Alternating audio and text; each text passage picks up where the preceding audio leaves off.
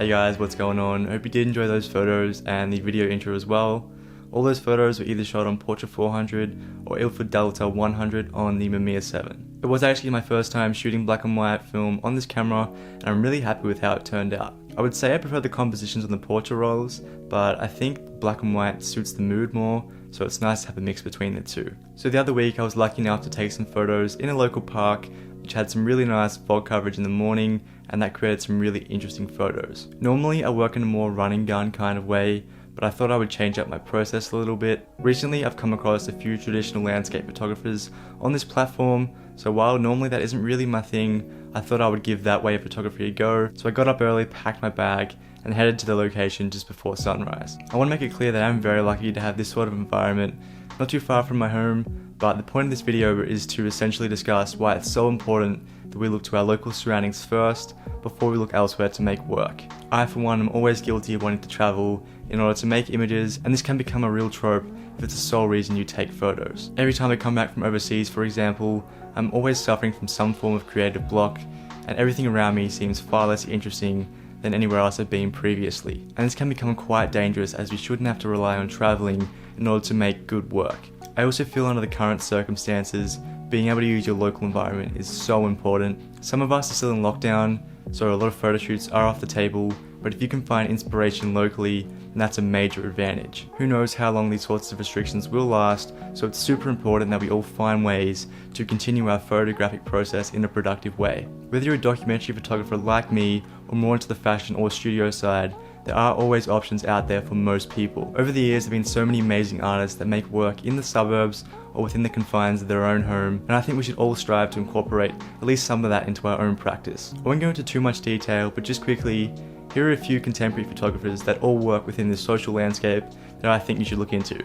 So firstly, Alex Soth, who mainly documents communities, Todd Hito, who is most known for his nighttime long exposures of houses, Lee Freelander, who covers all things in suburban life, Cindy Sherman, who made a lot of her work in her apartment, and Richard Avedon, who is known for his on-location studio portraits using natural light. There are obviously thousands of artists like this, but these are probably the more famous ones, so I've left all their information and links down in the description if you want to check them out.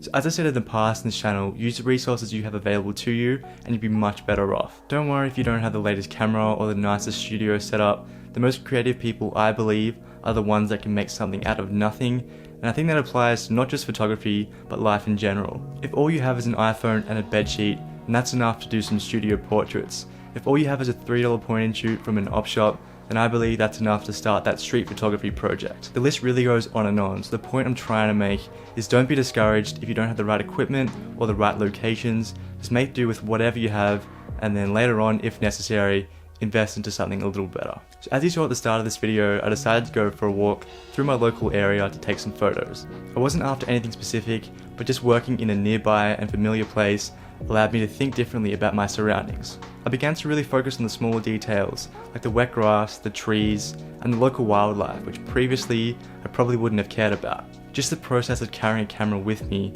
flips a switch inside my head and I immediately go into photo mode. I start looking for compositions and possible photos which I could never have thought of before if I didn't have my camera with me. So later on that day I decided to finish off the black and white roll and I went for a walk around the local streets. I think the streets near me are pretty generic suburban streets. They're nothing special. But once again, just having that camera with me allowed me to think differently as I had the intention of making photos. And that's the best part about photography, especially for a young person, is you're forced to go outside and take in and appreciate your surroundings a whole lot more.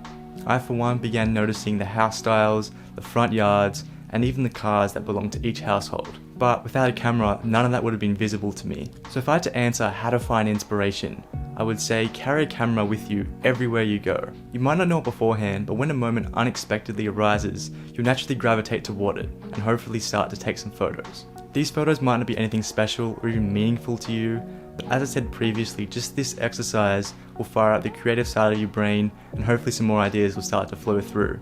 To be honest, my pictures are okay. They're not print worthy and they're probably not even social media worthy, but the actual process was far more valuable, and that's what's important. We all get bored of being in that same familiar place, and while that's completely fair enough, there are always options out there to make work, and I think we should look to that first before we look elsewhere. No matter where you're from, your story will be different from everyone else's, and that's why it's so important to tell it from your perspective. It's one of those grass is greener on the other side situations, where something won't interest you, but a lot of other people might appreciate it, so it's worth giving it a go. So I hope you did enjoy this video, and please consider subscribing if you did. I hope it was meaningful and inspires you to make work in your local environment, whatever that may be. Anyways, thanks so much for watching, and I'll see you guys in the next one. Cheers.